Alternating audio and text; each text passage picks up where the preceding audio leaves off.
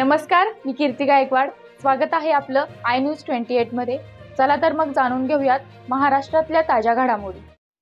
शेतकरी वळतोय आधुनिकतेकडे. शेती दिवसेंदिवस कठीण होत चालली आहे. कष्टकरी मजूर व्यक्ती मिळत नसल्याने व शेतीमालाचा योग्य भाव मोबदला मिळत नसल्याने शेती करायची असेल तर पद्धत बदलावी लागेल असे कलगाव येथील शेतकरी फारुक अहमद यांना लक्षात आल्याने तांत्रिक माहिती घेऊन आधुनिक यंत्रसामग्रीच्या साहाय्याने खर्च कमी करून महत्त्वाचे म्हणजे माणसे मजुरांची कमतरता भरून काढली. शेतीत समतोलता साधता येईल असे लक्षात आल्याने शेतीतील अंतर मशागतीसाठी पेरणी ते पीक काढणीपर्यंत जास्तीत जास्त कामे लहान ट्रॅक्टरने करण्यावर भर देत आहे.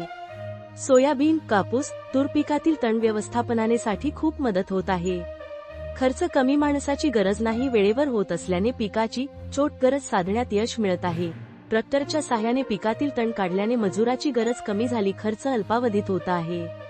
त्याचे पाहून इतर शेतकरी ही भाडेतत्वावर लावून शेतीतील खर्च कमी करत आहे. घाट्यात गेलेली शेती वाचविणे आता गरजेचे झाले आहे.